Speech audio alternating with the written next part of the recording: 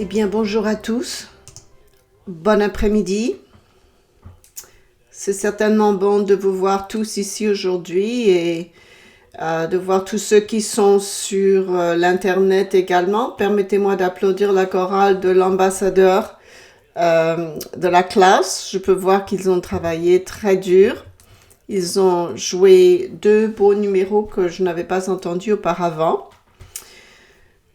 Ça a été une semaine assez intéressante pour nous ici au bureau central à Cincinnati.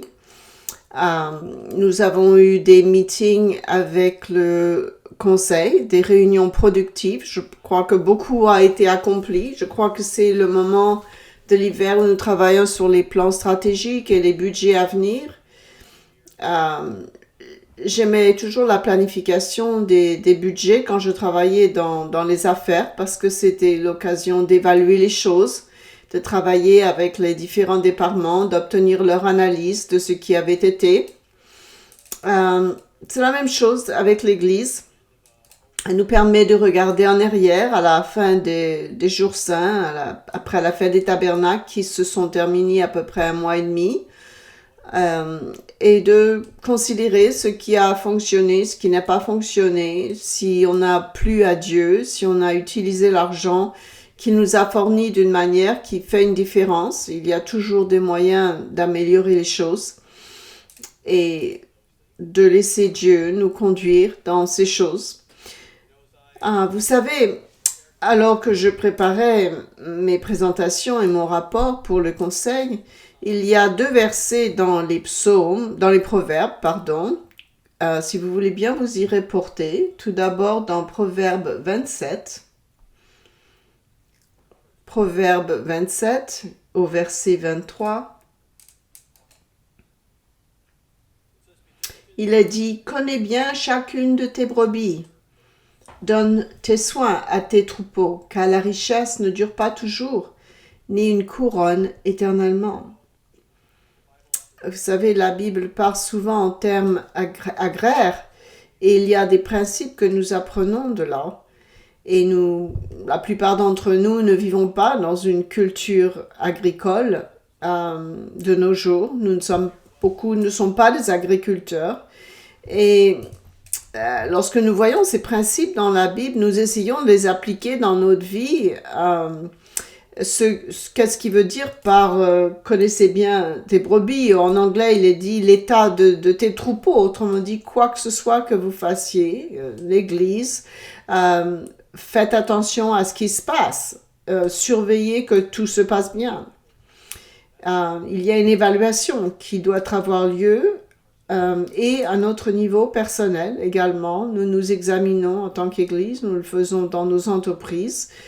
Et nous devons certainement le faire dans notre vie personnelle, connaître l'état des choses, s'assurer de fournir des provisions pour ce dont nous avons besoin. Si vous vous reportez en retour à quelques chapitres en arrière, dans Proverbe 24, il est question ici de travail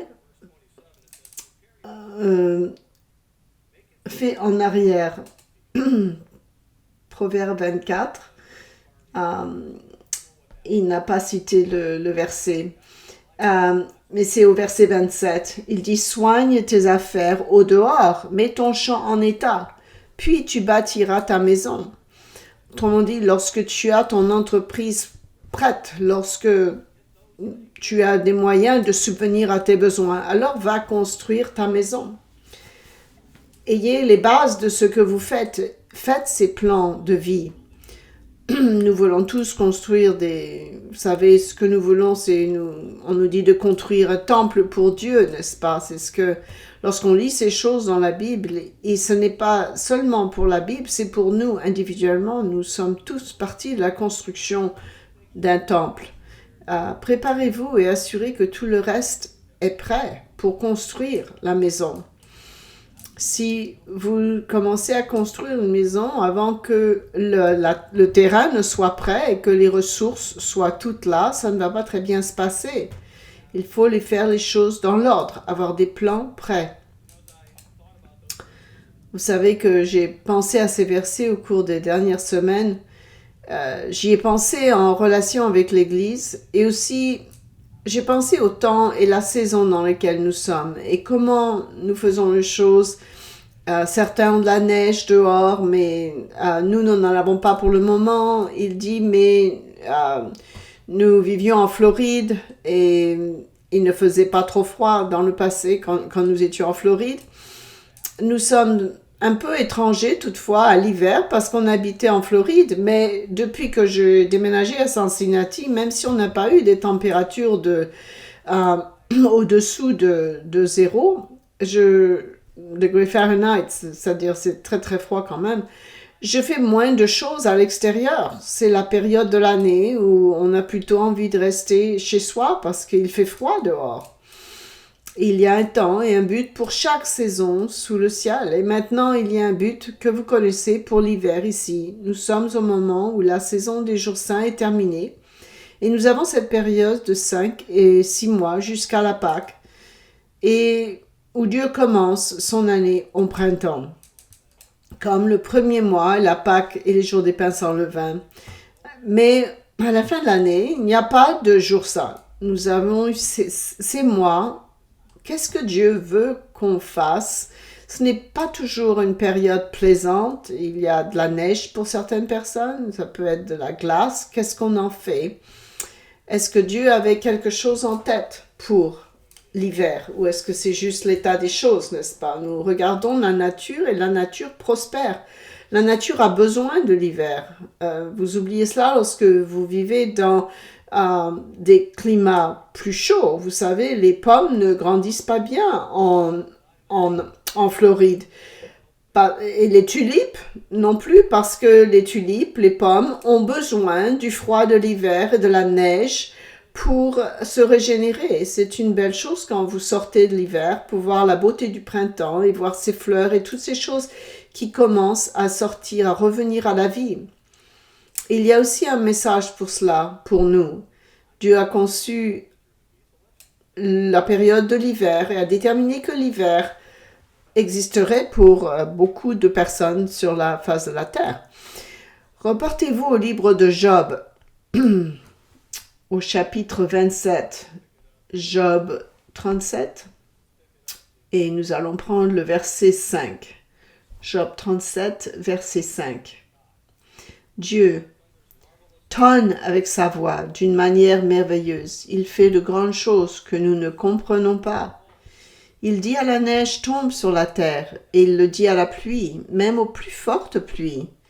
Il met un sceau sur la main de tous les hommes, afin que tous reconnaissent comme ces créatures.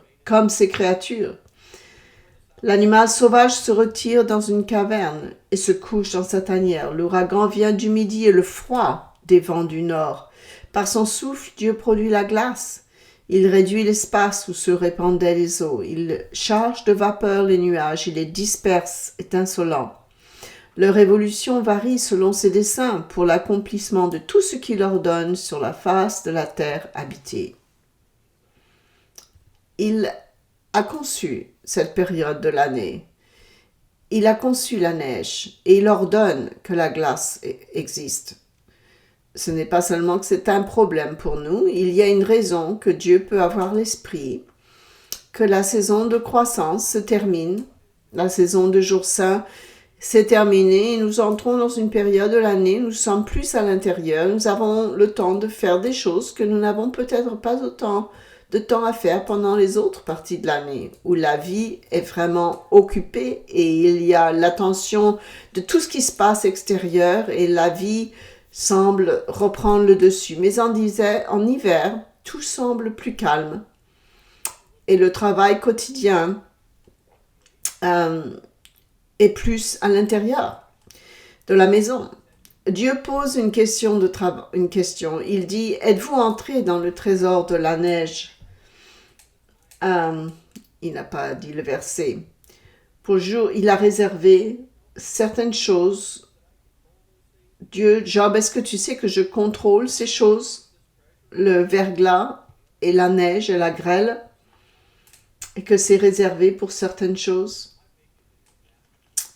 Peut-être ça vous fait penser à Matthieu 24, de prier que votre fuite n'ait pas lieu en hiver. C'est un verset intéressant. Pourquoi Dieu nous dirait-il de prier pour que notre fuite n'ait pas lieu en hiver? Nous pouvons contempler cela, nous pouvons méditer là-dessus. Je n'ai pas la réponse exactement. Mais vous savez, lorsque nous voyons dans le Nouveau Testament, dans 1 Corinthiens 16, nous voyons que l'apôtre Paul parlait de l'hiver. Il devait faire des plans. Il n'avait pas de voiture pour voyager dans la neige. Il n'avait pas de chasse-neige pour nettoyer les rues. Et quand l'hiver était terminé, quand arrivé, il n'était pas libre de se déplacer comme il faisait le reste de l'année. Dans 1 Corinthiens 16, verset 5, il dit « J'irai chez vous quand j'aurai traversé la Macédoine, car je traverserai la Macédoine. Peut-être séjournerai-je auprès de vous, ou même y passerai-je l'hiver, afin que vous m'accompagniez là où je me rendrai. Je ne peux pas, cette fois, vous voir en passant, mais j'espère demeurer quelque temps auprès de vous si le Seigneur le permet. » Souvenez-vous du naufrage que Paul a eu. Il avait été emmené prisonnier à Rome et ils sont partis sur un bateau. Ils ont quitté le port après le jour des expiations, mais ils se sont retrouvés dans un naufrage. Il y a beaucoup de leçons personnellement que nous pouvons tirer de ce naufrage si nous regardons ces versets. Mais les éloges de l'hiver, ce qu'on fait pendant l'hiver peut jouer un rôle important dans notre vie. Dans le Nord, si je me souviens, c'est au moins 3 ou 4 mois de notre vie, de notre année, et nous attendons au mois de mars-avril que les arbres renouvellent leurs feuilles et la vie revienne avec un peu de chaleur. L'hiver peut être un temps très productif de l'année. Reportez-vous à Genèse 8. Après le déluge et que Noé et sa famille sont sortis du déluge, Dieu a également parti de l'hiver. Ils s'en étaient bien sortis pour cette période. Ils avaient passé le temps sur l'arche. Dans Genèse 8, Dieu se souvient au verset... Il lâcha la colombe, il attendit Dieu. Il n'a pas dit le verset, etc. Mais il dit, au verset 22, il dit, « Tant que la terre subsiste, les semailles et la moisson, le froid et l'hiver, et la chaleur, l'été et l'hiver, le jour et la nuit ne cesseront point. Dieu n'a pas vu l'hiver comme une malédiction. Il y a un temps pour tout, comme je l'ai mentionné dans Ecclésiaste 3. Il y a un temps pour tout sous le ciel.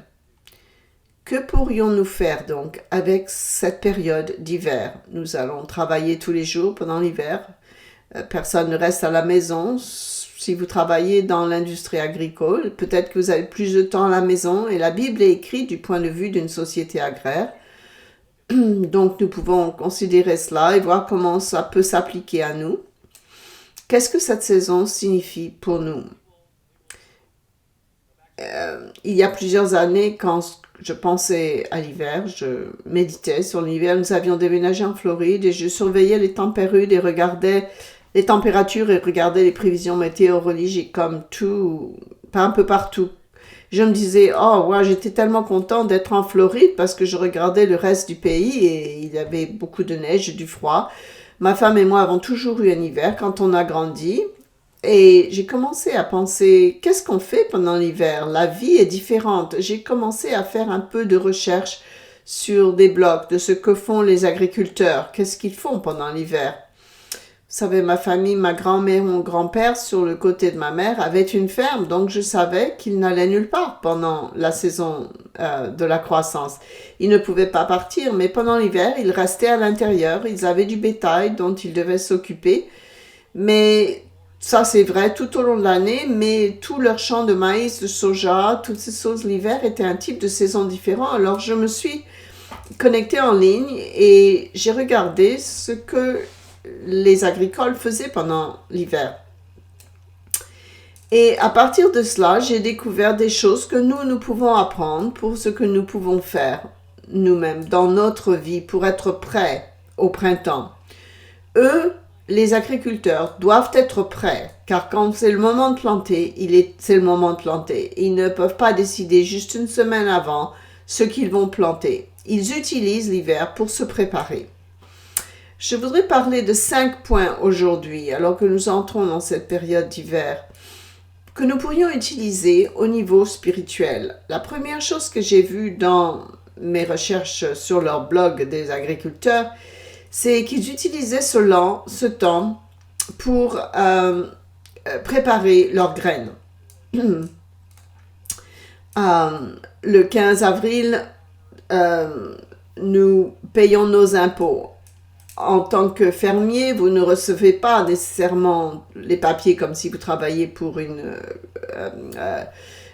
compagnie. Alors, les agriculteurs indépendants doivent faire leur comptabilité pendant l'hiver. C'était pas juste pour l'argent, c'est de décider, de regarder, d'évaluer ce qui a bien fonctionné, ce qui n'a pas fonctionné l'année d'avant dans leur plantation.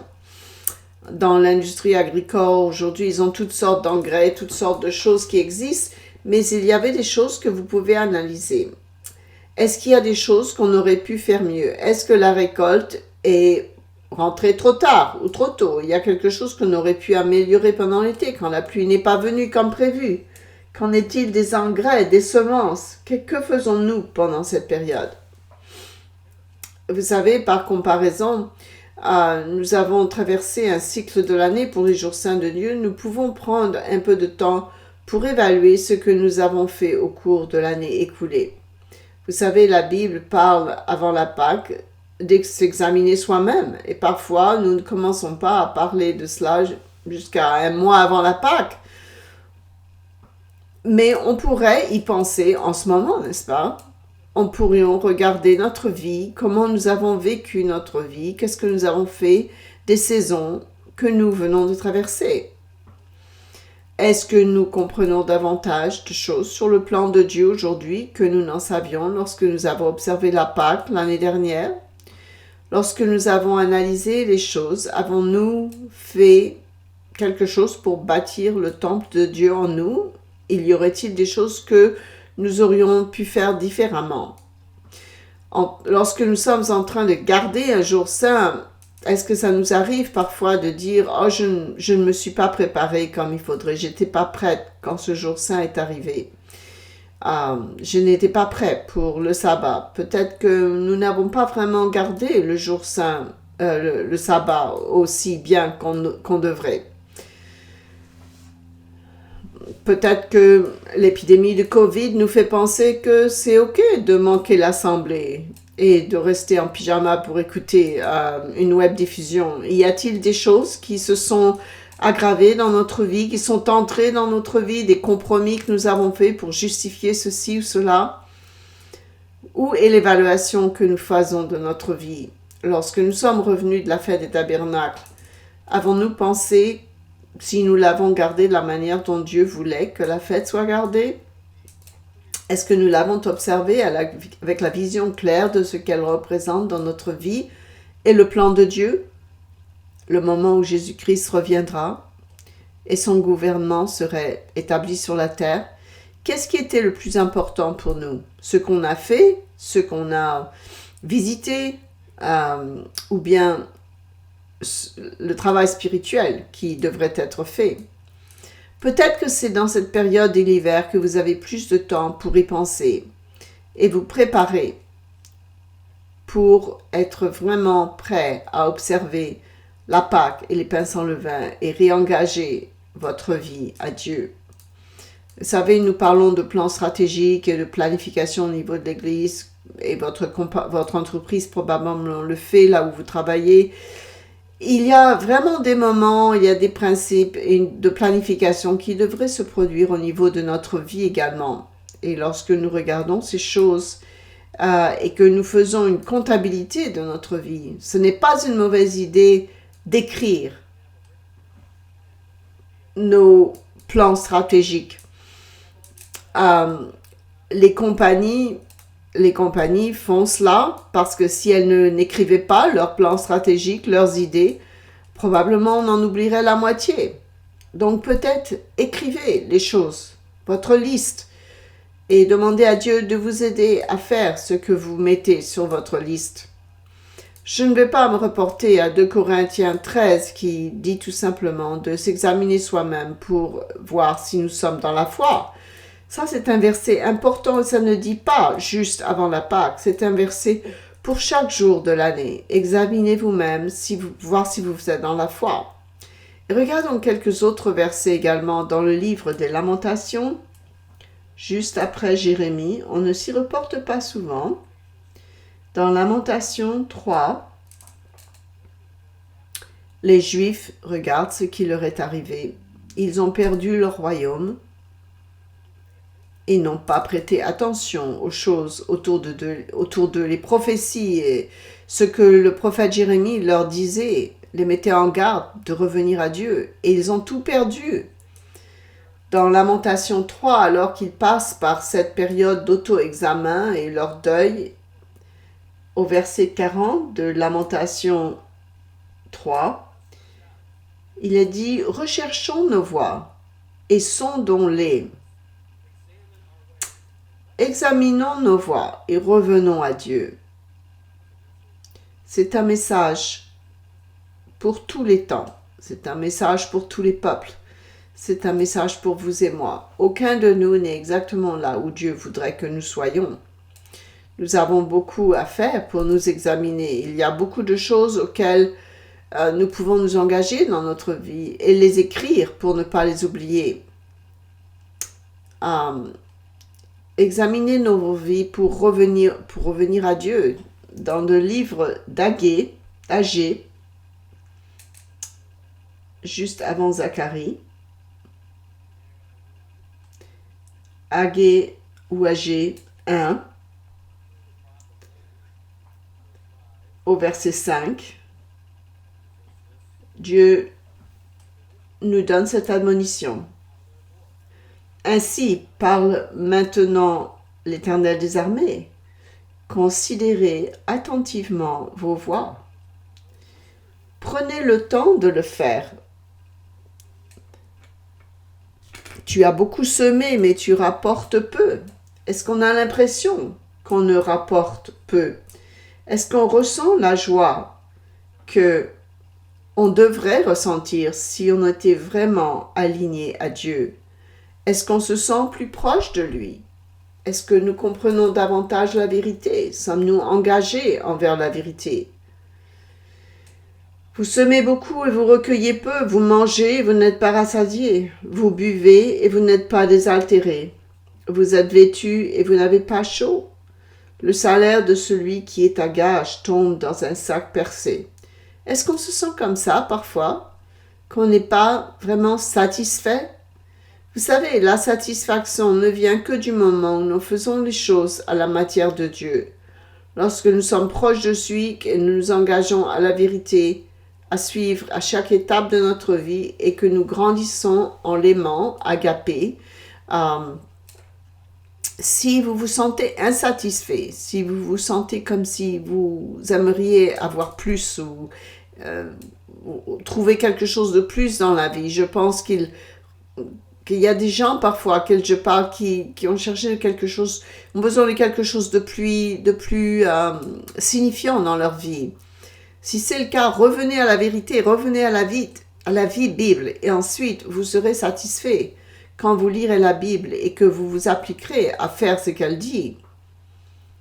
Je peux me reporter à Psaume 139. David dit « Sonde mon cœur, recherche les pensées de mon cœur. » Vous savez, ce ne sont plus que des mots.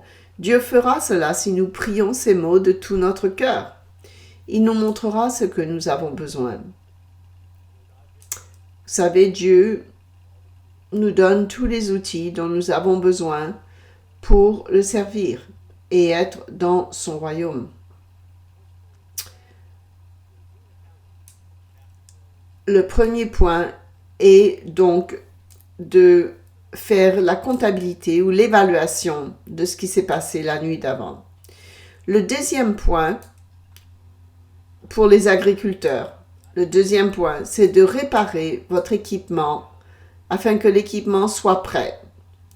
Ainsi, Dieu nous a donné tous ces outils spirituels qu'il nous a donnés. Le Saint-Esprit qui fait partie de son corps, la Bible, l'étude biblique, les brochures. Il y a tellement de choses que nous pouvons faire les uns pour les autres qui peuvent nous aider, nous entraider, nous encourager les uns avec les autres.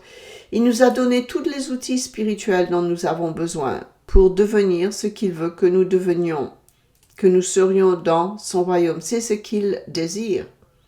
Si le fermier attend jusqu'à 2 semaines avant le moment de la plantation et pense « Oh, c'est vrai, ma chérie, mon tracteur ne fonctionne pas », il peut vraiment rater toute cette saison de croissance s'il ne fait pas entrer les choses à temps.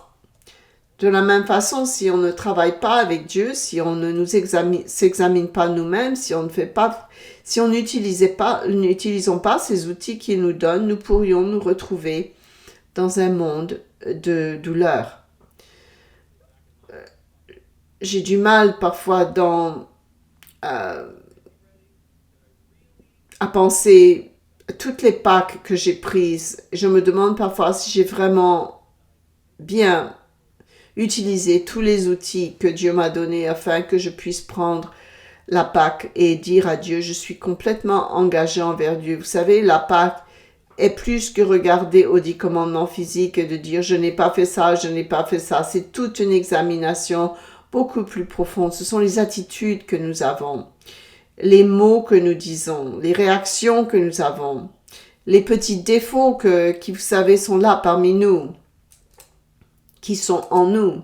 Toutes ces choses dont nous savons que nous pouvons parfois faire des excuses. Et notre famille, parfois, nous accepte avec ça et nous donne des excuses, mais qui, en fait, ne font pas partie de devenir comme le Christ. Dans Éphésiens 4, 15 à 16, vous savez, tout ce domaine dont vous avez beaucoup entendu parler, la mesure et la plénitude et la stature de Jésus-Christ, c'est le but, rien de moins. Pas mieux que ma femme, pas mieux que mon frère, pas mieux que la personne que j'ai vu faire quelque chose de mal à l'assemblée. Notre but est de devenir comme Christ. Et il faut avoir nos outils prêts et s'assurer de les utiliser.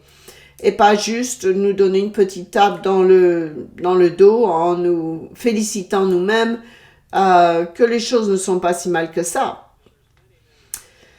Vous savez, il y a beaucoup de versets vers lesquels nous pourrions nous tourner, où Dieu nous dit ce qu'il veut que nous soyons. Il n'y a rien de secret. Ce n'est pas quelque chose que vous devez imaginer. Dieu nous le dit. Il nous dit quels sont les objectifs. Par exemple, reportez-vous à Romains, une section d'écriture ici parle de ces objectifs, des objectifs que nous pourrions écrire lorsque nous regardons une liste de versets dans Romains 12, versets 9 à 21. Romains 12, verset 9. Que l'amour, agapé, ici, soit sans hypocrisie. Est-ce que notre amour est sans hypocrisie? Il y a quelque chose que nous pourrions évaluer. Ayez le mal en horreur. Il y a beaucoup de choses dans le monde qui sont mal. Il y a beaucoup de choses dans le monde aujourd'hui. C'est facile à voir. Ça ne veut pas dire qu'on déteste, qu'on a les gens en horreur, mais nous devons nous attacher fortement au bien. Et ce n'est pas juste dans le monde qu'il y a du mal. Il faut savoir le voir en nous-mêmes. Ça devient plus facile, c'est un petit peu plus blanc et noir maintenant. Le monde va dire que quelque chose est bien et non, la Bible dit non, c'est le mal. Et Ésaïe chapitre 5 aussi, ils appellent le mal bien et le mal et le bien mal. Euh, Approchez-vous, attachez-vous fortement à ce qui est bien. C'est plus difficile à traverser ces jours-ci. Ça prend vraiment de la réflexion. Le monde est totalement différent et ça prend beaucoup de réflexion pour analyser les approches du monde à bien des niveaux. Soyez, par amour fraternel, soyez pleins d'affection les uns pour les autres, par honneur, usez de prévenance réciproque. Est-ce qu'on fait ça? Est-ce qu'on a de la prévenance réciproque? Est-ce qu'on travaille sans partialité? Est-ce qu'on devient un en faisant les choses que Dieu veut que nous fassions? Nous sommes tous ici à Cincinnati et nous écoutons, nous faisons partie d'une congrégation. Nous apprenons les uns des autres et nous avons une responsabilité les uns envers les autres. Une responsabilité d'être plein d'affection les uns pour les autres. Ayez du zèle et non de la paresse. Au verset 12, réjouissez-vous. Au verset 11 en français, soyez fervents d'esprit. Il utilise ces adverbes qu'on ne devrait pas oublier. En anglais, il dit ne négligez pas. Fervent d'esprit. Servez le Seigneur. Il y a beaucoup de choses que nous pourrions considérer ici. Réjouissez-vous en espérance, soyez patients dans l'affliction, sachant que quoi que ce soit qu'il permet dans notre vie, ça nous permettra de devenir plus comme lui et de développer le caractère qu'il sait que nous devons continuer à prier, persévérer dans la prière. En hiver, peut-être qu'on a plus de temps pour prier parce qu'on n'a pas tellement envie d'aller dehors. Et donc peut-être plus de temps pour prier le matin.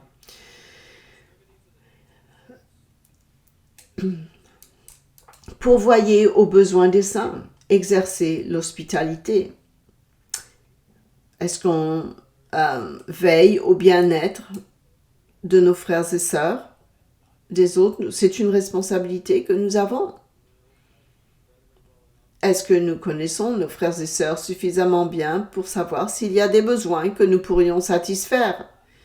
Bénissez ceux qui vous persécutent, au verset 14. Bénissez et ne maudissez pas. Réjouissez-vous avec ceux qui se réjouissent. Pleurez avec ceux qui pleurent. Au verset 16. Ayez les mêmes sentiments les uns envers les autres. N'aspirez pas à ce qui est élevé, mais laissez-vous attirer par ce qui est humble.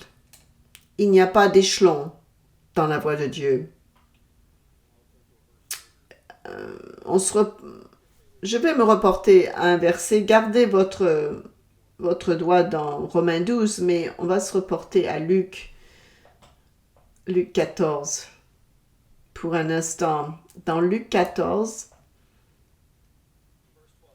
et verset 12, le Christ nous donne un exemple dans toutes ces choses, même dans l'hospité avec qui il s'asseyait. Nous connaissons les versets dans lesquels il était prêt à s'asseoir avec des gens qui étaient connus comme pécheurs.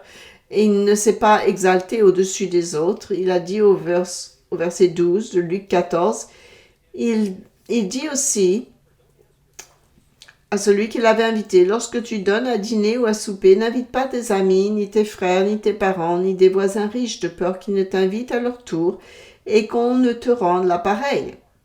Fais-le du corps, je vais apprendre à te connaître. Je vous aime, je fais partie de la famille. Ne fais pas cela avec un but alternatif. Parfois, on invite quelqu'un et on a un agenda en quelque sorte. On a quelque chose qu'on veut en retirer. Il dit, ne faites pas cela. Mais lorsque tu donnes un festin, fais-le avec le cœur. Invite des pauvres, des estropiés, des boiteux. Et tu seras de ce qu'ils ne peuvent pas te rendre l'appareil, car elle te sera rendue à la résurrection des justes. Posez-vous la question, est-ce que vous faites cela? Est-ce que vous invitez les pauvres? Est-ce que vous pensez que c'est ce que vous faites, c'est suffisant? Revenons à Romains 12. Romains 12. Combien de gens ont perdu, ont quitté l'Église à cause de ce petit passage ici où il est dit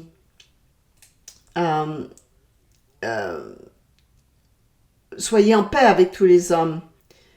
Au verset 16, ayez les mêmes sentiments, ne soyez point sages à vos propres yeux. Combien de gens pensaient être sages à leurs propres yeux? Et l'orgueil nous fait souvent penser que nous sommes sages par rapport aux autres. S'il y a des problèmes que nous avons avec quelqu'un, maintenant, dans ces périodes de venir ensemble en tant que frères et sœurs, Jésus-Christ s'attend à ce que ces prémices peuvent s'entendre les uns avec les autres.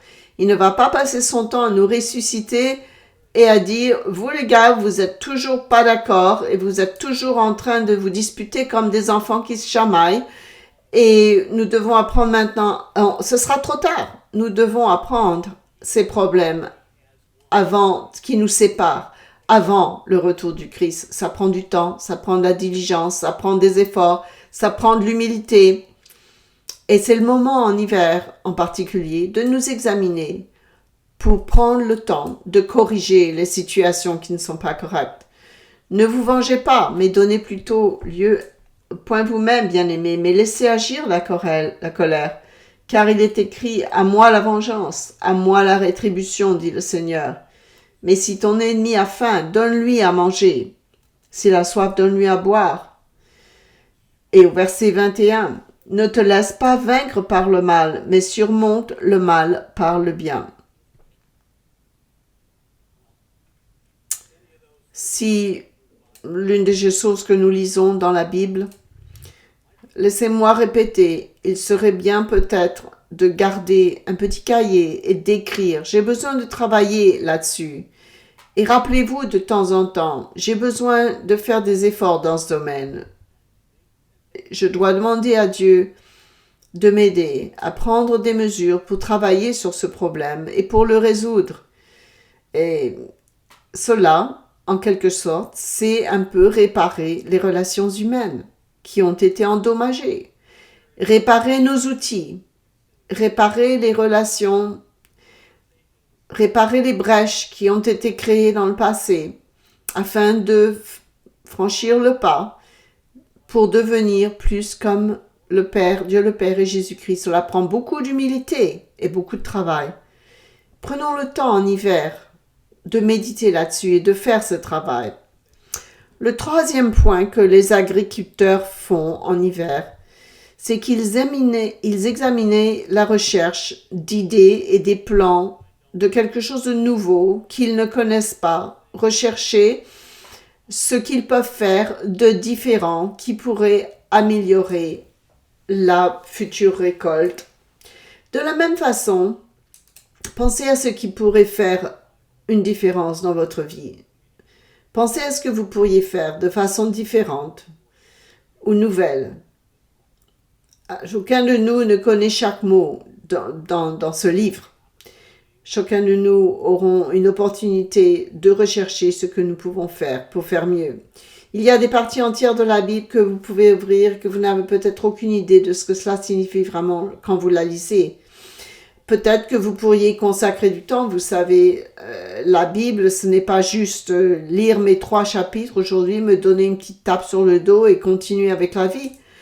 Parfois, ce n'est juste que l'étude de quelques versets pour prendre le temps de creuser, de nous mettre à genoux et de demander à Dieu qu'il nous aide à comprendre qu'est-ce que tu veux dire par là. Il n'a pas révélé de toutes choses dans la Bible de façon très claire. Il y a des domaines dans la prophétie que nous comprendrons mieux alors que le temps approche avant le retour du Christ, mais beaucoup de ce que nous faisons dans la vie, il y a une réponse et je le dirai jusqu'à ce que Dieu me corrige. Chaque réponse à chaque problème que nous avons dans la Bible est dans cette Bible. Mais nous devons le rechercher, nous devons prendre le temps d'y réfléchir. Et les choses qui se sont produites au 1er siècle et les régions de l'Ancien Testament avant le Christ, examiner le contexte des choses qui sont écrites dans la Bible. Reportez-vous dans Acte 17. Nous avons un exemple d'un groupe de gens dans Acte 17 qui faisaient cela. Il y a quelques années, quand j'étais en Floride, nous avons fait une étude biblique. Qu'est-ce que ça veut dire une étude biblique? Ce n'est pas juste lire la Bible, il y a beaucoup de choses que vous devez creuser. Dans Acte 17, verset 11, nous avons tous entendu parler des gens de Bérée. Ces Juifs avaient des sentiments plus nobles que les autres, verset 11 d'Acte 17. Ils reçurent la parole avec beaucoup d'empressement. Est-ce que la Bible dit qu'ils ne l'ont pas accepté tout de suite? Ce qui était dit, nous allons rechercher ce qu'ils faisaient, d'examiner. Ils examinaient chaque jour les Écritures pour voir si ce qu'on leur disait était exact. Dieu récompensera ceux qui le cherchent diligemment. Si nous voulons savoir quelque chose dans la Bible, il nous le montrera, mais nous devons être diligents et nous devons faire en sorte que cela se produise grâce à notre méditation continue, la prière, la recherche des versets des Écritures pour faire ce que le verset 12 dit. Plusieurs d'entre eux crurent, ainsi que beaucoup de femmes grecques de distinction et beaucoup d'hommes. Ils cherchaient la vérité. Est-ce qu'on veut vraiment connaître la vérité? Est-ce qu'on veut vraiment nous accrocher à la vérité? Je sais qu'il y a des moments où les choses peuvent être un peu... on peut être submergé par les événements, parfois dans la Bible, dans la vie. Et nous devons faire très prudent et très discipliné avec nous-mêmes que ce que nous croyons et que ce que nous pensons, ce que nous étudions est exactement ce que la Bible enseigne. Pas édulcoré ou changé parce que quelqu'un d'autre, en nous laissant Dieu nous conduire à la vérité. Si vous revenez à Éphésiens 4, cherchez la vérité. Il est dit dans Proverbe 23, il dit cherchez la vérité. Et non, il est dit achetez la vérité et ne la vendez pas. Vous savez, à quelque chose, c'est vous donnez votre carte de crédit, mais vous ne pouvez pas acheter. Vous achetez la vérité dans ce sens que vous payez avec votre temps et la prière à rechercher les Écritures. Vous passez du temps. Acheter, ce n'est pas juste l'argent. Ce n'est pas juste mettre une carte de crédit et d'un seul coup vous l'avez. Dieu s'attend à ce que vous l'achetiez avec votre temps et votre intention et votre cœur. Nous pouvons vendre la vérité pour faire quelque chose qui est plus facile. Nous pouvons regarder autour de nous et dire ça doit être ok de faire ça parce que je vois que ces autres gens le font. Vous achetez la vérité, vous la chérissez. Dans 2 Timothée 2 chapitre 15, c'est un verset bien connu. Paul avertit le jeune ministre Timothée d'être diligent. Il y a encore ce mot diligent ici, de travailler avec diligence pour te présenter donc devant Dieu comme un homme éprouvé. Efforce-toi, un ouvrier qui n'a point à rougir. On nous dit dans le travail de faire toutes choses avec toute notre force, avec nos employeurs. On nous dit d'être diligents et de nous efforcer, de nous présenter devant Dieu comme un homme éprouvé, un ouvrier qui n'a point à rougir, qui dispense droitement la parole de la vérité. Dispenser en anglais, là, qui divise la vérité, autrement dit, qui sait discerner ce qui est vrai de ce qui est faux, qui sait utiliser sa Bible pour interpréter la vérité, pour la comprendre. Et au verset 16, ils disent « Évite les discours vains et profanes, car ceux qui les tiennent avanceront toujours plus dans l'impiété, et leur parole rongera comme la gangrène. » Nous pouvons avoir notre propre petites idées sur les choses.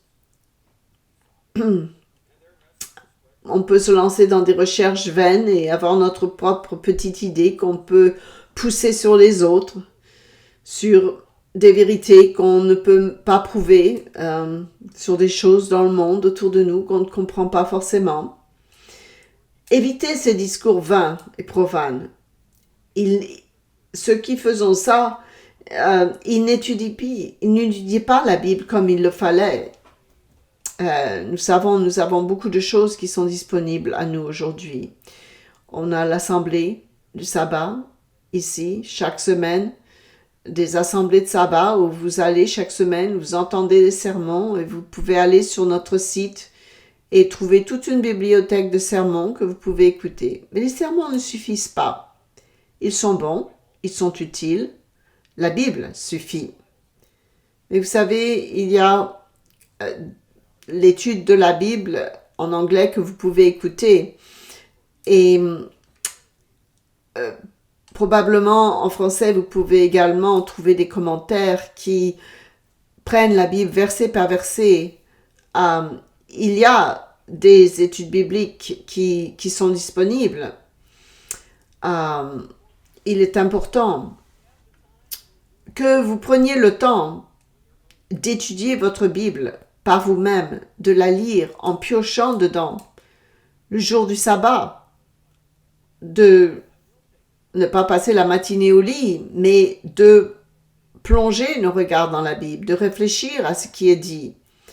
Les outils sont là. Le temps de recherche nous est donné en hiver, on reste plus à la maison, mais est-ce qu'on l'aime suffisamment? Est-ce qu'on est suffisamment motivé pour sacrifier 1 heure ou 2 de notre temps pour ne pas faire des choses qu'on ferait autrement?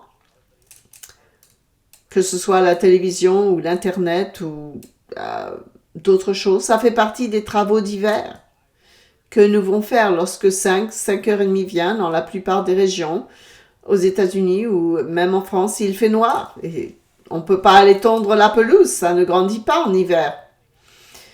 Et on peut utiliser ces heures du soir bien différemment de ce qu'on peut peut-être faire pendant l'hiver lorsqu'on doit constamment tailler les buissons et tondre la pelouse, prendre des choses qui prennent notre temps. Il y a le temps de faire ces choses, mais est-ce que nous aimons suffisamment la Bible pour la lire et pas juste la lire, pour l'étudier, pour la piocher? Donc, le numéro 3 est de réviser la recherche, de mettre en œuvre des idées et des plans pour étudier et rechercher.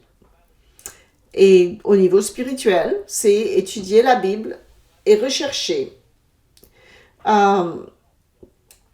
Est-ce que, quand était la dernière fois que vous avez vraiment pris un livre de la Bible et que vous avez vraiment pioché dans les documentaires, les commentaires et la Bible elle-même pour piocher ce que cela veut dire et le contexte historique de ce qui était dit.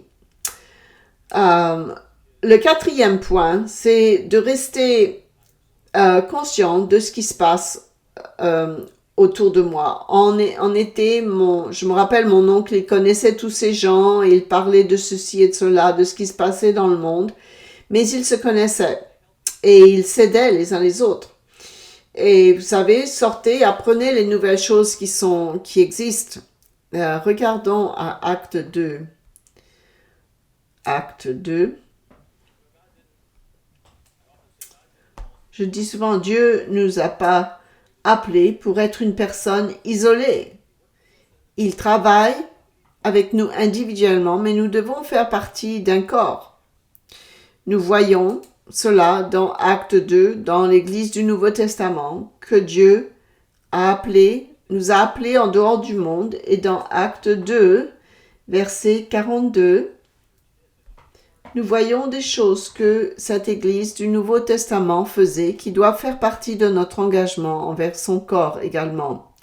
Au verset 42, il persévérait dans l'enseignement des apôtres, dans la communion fraternelle, dans la fraction du pain et dans les prières. Ils apprenaient la vérité, la doctrine des apôtres. Ils enseignaient exactement ce que Jésus-Christ enseignait, ce que l'Église de Dieu enseigne. Et ils continuaient aussi vite dans la doctrine des apôtres, c'est-à-dire dans ce que l'Église de Dieu enseigne. C'était un partenariat avec la communauté dans laquelle ils ont été mis, l'Église de Dieu. Ils faisaient partie de cette communauté. Ils ne s'isolaient pas tout au long de l'année et revenaient de temps en temps pour les fêtes. Ils ont continué à rompre le pain.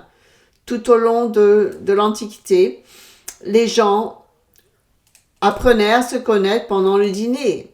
Ce n'était pas un dîner qui durait 10 minutes et un peu plus tard, 10 minutes plus tard, on allait jouer à des jeux vidéo ou à la télévision. Le dîner était un moment où les gens parlaient et passaient du temps les uns avec les autres. Ils rompaient le pain entre eux. Et Jésus-Christ était la partie la plus importante de leur communion. Son Saint-Esprit était la colle, le ciment, qui les gardait ensemble. Nous sommes une famille, nous sommes là. Cela devrait faire partie de notre vie. Passons du temps les uns avec les autres. J'ai déjà fait référence dans Hébreux 13. Reportez-vous à Hébreux 13. Ce concept d'hospitalité ne veut pas dire que vous devez inviter quelqu'un chez vous tout le temps. Je sais que ici nous avons des repas où chacun apporte quelque chose. Et il y a du temps après l'assemblée où on peut parler, que ce soit en présence ou en ligne. Et des occasions de passer du temps avec les autres frères et sœurs, c'est important de passer ce temps. Si on n'en a pas envie, il y a quelque chose qui ne va pas. L'hospitalité est là, la communion les uns envers les autres est quelque chose d'important de faire en hiver. Et Dieu dit ici, n'oublie pas de pratiquer l'hospitalité, de recevoir des étrangers, car ce faisant, certains ont reçu des anges. Que ferez-vous lorsque vous aurez cette opportunité d'inviter quelqu'un? Au verset 2 de Hébreux 13, n'oubliez pas l'hospitalité. Est-ce que vous avez l'occasion d'inviter quelqu'un ou de les contacter en ligne si vous êtes loin de tout et de parler? Quelques livres plus tard dans 1 Pierre 4,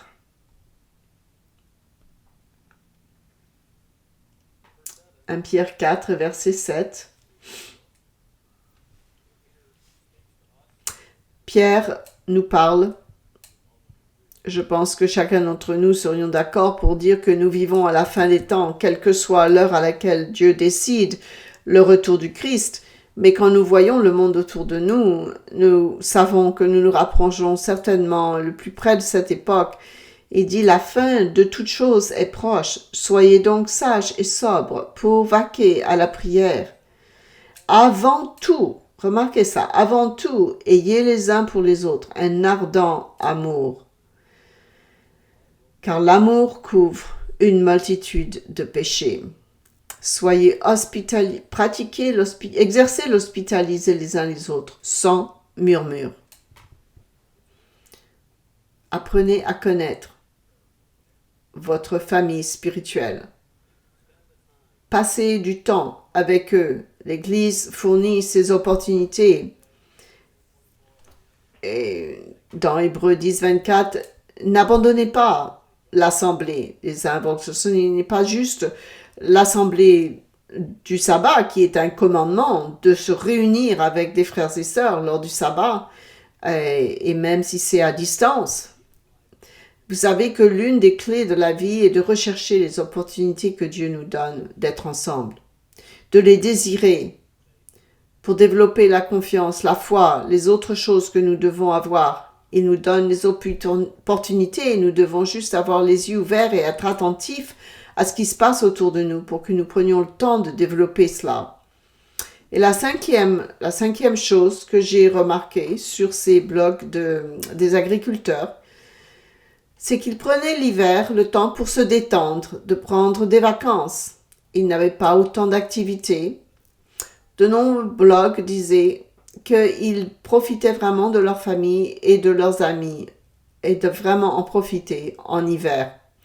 Cela, reportez-vous à 1 Jean, à 3 Jean.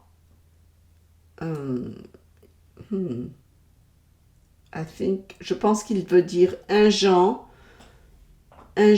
3, verset 4. Et ça ne correspond pas. 1 Jean 3, verset 4. Quiconque a cette espérance, il n'a mal cité le verset, mais je pense que c'est un verset qui parle que Dieu se réjouit de voir ses enfants marcher dans la vérité. Vous savez, c'est une bénédiction pour les parents de voir leurs enfants marcher dans la vérité. Cela n'arrive pas par accident. Dieu ouvre les yeux à nos enfants. Ils ont un appel. Ils peuvent certainement le rejeter.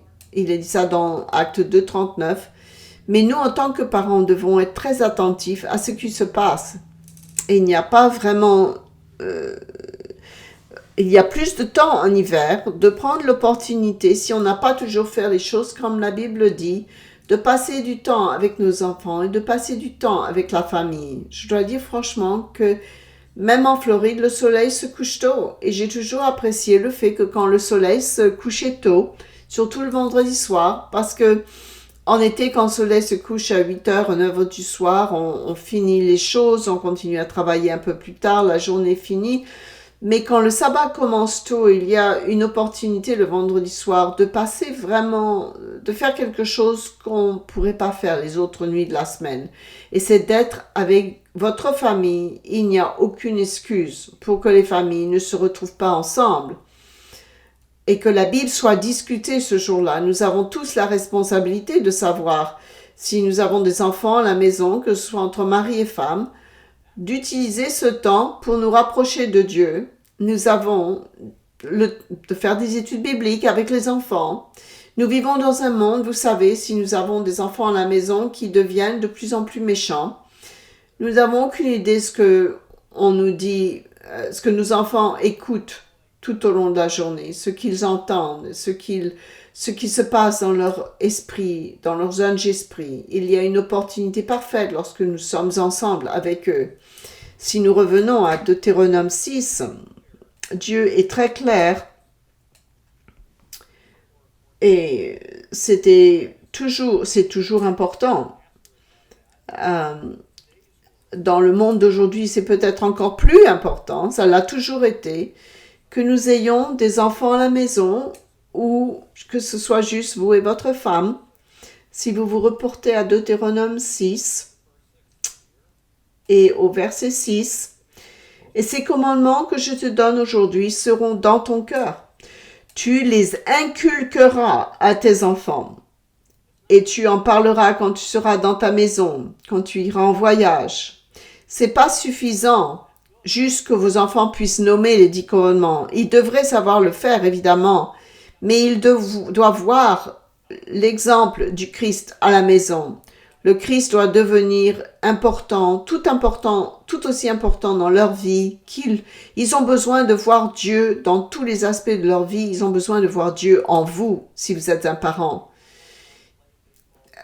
Toutes les choses que vous dites, que vous faites lorsque vous parlez des autres, est-ce que vous jouez à ces jeux vidéo ou vos téléphones portables, est-ce que vous pouvez les déposer et parler en famille, passer du temps ensemble? Dieu doit faire partie de chaque famille. Et la façon dont Dieu fait les choses et il veut en faire partie. Enseignez-leur diligemment. Vous en parlerez quand tu iras en voyage, quand tu te coucheras et quand tu te lèveras. Tu les liras comme un signe sur tes yeux. Et ils seront comme des frontons entre tes yeux. Tu les écriras sur les poteaux de ta maison et sur tes portes. Les enfants sauront que c'est comme ça que ça se passe dans la maison. il ne devrait pas y avoir d'exception dans notre vie. On doit faire les choses comme Dieu le dit. Lorsque vendredi soir, lorsque l'œil se couche, vous avez le temps pour dîner, vous avez amplement le temps de construire cela, d'étudier vers la Bible et de commencer à reconstruire cela dans vos foyers. Utilisez ce temps en hiver pour reconstruire cela. Construisez cela, le fait que le soleil s'est couché tôt et que vous avez le temps de parler plus longtemps autour de la table, de parler de Dieu, d'étudier la Bible, et que vous n'avez pas un enfant devant la télévision dans une pièce et un autre en train de jouer un jeu vidéo dans l'autre pièce. Faites les choses pour reconstruire ces relations qui construisent les familles, qui construira la vérité dans leur vie. Et assurez-vous que Dieu fait partie de tout ce que vous faites, de tout ce que nous faisons. Parce qu'il il devrait faire partie de tout ce que nous faisons. Il y a ces 5 choses dont nous avons parlé, mais prenez ces choses et faites-en un objectif. Écrivez les choses que vous voulez changer, examinez, prenez le temps de mettre en œuvre des idées, de faire passer plus de temps avec les autres, que ce soit en ligne, au téléphone ou à l'assemblée. Lorsque nous passons en particulier cette période de 24 heures du sabbat, cherchez la vérité, essayez de réparer les relations dans votre famille, avec vos amis, les relations qui sont endommagées. Mettez ces choses en priorité. Utilisez l'hiver pour vous préparer, tout comme ces bourgeons qui sortent sur l'arbre au printemps. Et le printemps est une si belle période de l'année. Et nous sommes fascinés et absolument émerveillés de la beauté qui est là lorsque Dieu fait revivre la nature. Et de la même façon, utilisons ce temps de l'hiver avec sagesse. À bon escient, reportez-vous pour un dernier passage dans le Cantique de Salomon, Cantique des Cantiques, chapitre 2 et au verset 10, juste après l'Ecclésiaste. Le Cantique des Cantiques, il est dit « Mon bien-aimé parle et me dit ». Nous savons que c'est une histoire d'amour également entre Dieu et son peuple. « Lève-toi, mon ami, ma belle, et viens. Car voici l'hiver est passé, la pluie a cessé, elle s'en est allée. Les fleurs paraissent sur la terre, le temps de chanter est arrivé, la voix de la tourterelle se fait entendre dans nos campagnes. Le figuier forme ses propres fruits et les vignes en fleurs exhalent leur parfum. Lève-toi, mon ami, ma belle, et viens. Profitons de ce temps de l'hiver pour l'utiliser à bon escient, afin d'être prêts lorsque nous viendrons devant Dieu pour les jours saints de printemps, lorsque nous nous tiendrons devant lui comme cette belle plante qu'il veut que nous devenions.